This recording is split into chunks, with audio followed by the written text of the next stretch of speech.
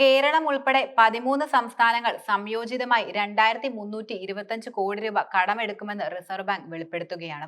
18 വർഷത്തെ തിരിച്ചടവ് കാലാവധിയിൽ 1255 കോടി രൂപയുടെ വായ്പയാണ് കേരളം പ്രധാനമായും എടുക്കുന്നത്. റിസർവ് ബാങ്കിന്റെ കോർ ബാങ്കിംഗ് സൊല്യൂഷനായ ഇകൊബർ വഴി കടപ്പത്രങ്ങൾ ഇറക്കിയാണിത് പ്രധാനമായും.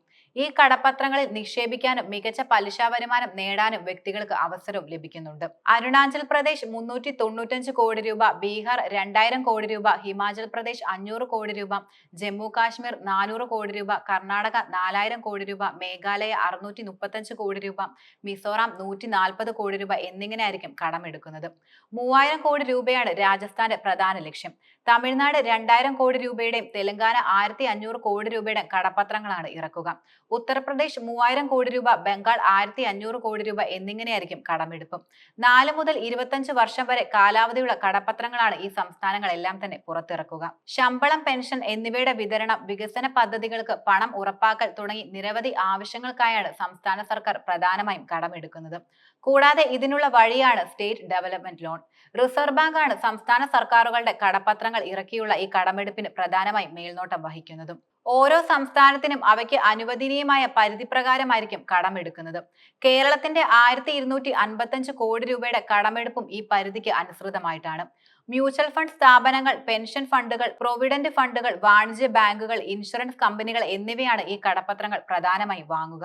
വ്യക്തികൾക്കും റിസർവ് ബാങ്കിന്റെ RBI റിട്ടെയിൽ ഡയറക്ട് പ്ലാറ്റ്ഫോം വഴിയോ സിറോദ പോലുള്ള ഓൺലൈൻ ട്രേഡിംഗ് പ്ലാറ്റ്ഫോമുകൾ വഴിയോ ഈ കടപ്പത്രങ്ങളിൽ നിക്ഷേപിക്കാനും കഴിയും. ഈ കടപ്പത്രങ്ങളിൽ നിക്ഷേപിക്കാൻ അവസരം നൽകുന്നത് പ്രധാനമായും സംസ്ഥാനങ്ങളുടെ വികസന പ്രവർത്തനങ്ങളിൽ ജനങ്ങൾക്കും പങ്കാളിയാകാമെന്ന ഉദ്ദേശത്തോടെയാണ്. കേരളം പുറത്തിറക്കുന്ന കടപ്പത്രങ്ങളിൽ മിനിമം 1500 രൂപയുടെയും തുടർന്ന് അതിന്റെ ഗുണിതങ്ങളുടെയും നിക്ഷേപം ട്രേഡിംഗ് പ്ലാറ്റ്ഫോമുകൾ വഴി നടത്താനും കഴിയും. 71% പലിശ വാഗ്ദാനം എന്നതും. 2042 ഡിസംബർ 16 മെച്യൂരിറ്റി തീയതി എന്നതും. പലിശ നൽകുന്നത് പ്രധാനമായും സംസ്ഥാന സർക്കാരാണ്. എന്നാൽ അത് തീരുമാനിക്കുന്നത് റിസർവ് ബാങ്ക് ആണ്. മെച്യൂരിറ്റി കാലാവധി വരെ അർദ്ധവാർഷികമായിട്ടായിരിക്കും പലിശ ലഭിക്കുന്നത്.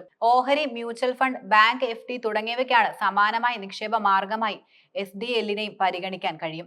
എന്നാൽ ഓഹരി, കടപ്പത്രം എന്നിവ റിസ്കുകൾക്ക് വിധേയമാണ്. അതിനാൽ SDLന് റിസ്ക് ഇല്ലെന്നും റിസർവ് ബാങ്കിന്റെ മേൽനോട്ടത്തിലാണെന്നും നിക്ഷേപകർക്ക് വളരെയധികം ഗുണകരമായ കാര്യമാണ്. നടപ്പ് സാമ്പത്തിക വർഷം അതായത് 2024-25 ആകെ 37,512 കോടി രൂപ കടമെടുക്കാൻ കേരളത്തിന് അർഹതയുണ്ടെന്നും കേന്ദ്രം വ്യക്തമാക്കുകയും ചെയ്തിരുന്നു. എങ്കിലും കിഫ്ബിയും പെൻഷൻ ഫണ്ട് കമ്പനിയും എടുത്ത വായ്പ സർക്കാരിന്റെ തന്നെ കടമെടുപ്പായി കണക്കാക്കി ഇതിൽ നിന്ന് കേന്ദ്രം വെട്ടിക്കുറയ്ക്കുകയായിരുന്നു. ഇതിനെ തുടർന്ന് നടപ്പ് വർഷം എടുക്കാവുന്ന കടം 22,512 കോടി രൂപയായി കുറയ്ക്കുകയും ചെയ്തു. എന്നാൽ ഓണക്കാലത്തെ സാമ്പത്തിക ഞെരുക്കം കണക്കിലെടുത്ത് കൂടുതൽ കടമെടുക്കാൻ അനുവദിക്കണമെന്ന് കേരളം ആവശ്യപ്പെട്ടത് കേന്ദ്രം അംഗീകരിച്ചിരുന്നു. എന്നാൽ അധികമായി 4200 കോടി രൂപ എടുക്കാൻ അനുവദിക്കുകയും ചെയ്തിരുന്നു. ഇതിനെ തുടർന്നാണ് ആകെ എടുക്കാവുന്ന കടം 32,712 കോടി രൂപയായി മാറിയത്. ഇപ്പോൾ 1255 കോടി രൂപ കൂടി എടുക്കുന്നതോടെ ഈ വർഷത്തെ കടമെടുപ്പ് 32,002 കോടി രൂപയായി മാറും. ശേഷിക്കുന്ന വെറും 710 കോടി രൂപയായിരിക്കും. മാത്രമല്ല സംസ്ഥാന സർക്കാരിന്റെ പ്രതിമാസ വരുമാനം ഏകദേശം 12,000 കോടി രൂപയാണ്. ചെലവെന്നത് 15,000 കോടി രൂപയോളമാണ്. ഓരോ മാസവും 3000 കോടി രൂപ അധികമായി കണ്ടെത്തുകയും വേണം. ജനുവരി മുതൽ മാർച്ച് വരെ ഇനി 3 മാസം കൂടി മുന്നിലുണ്ട്.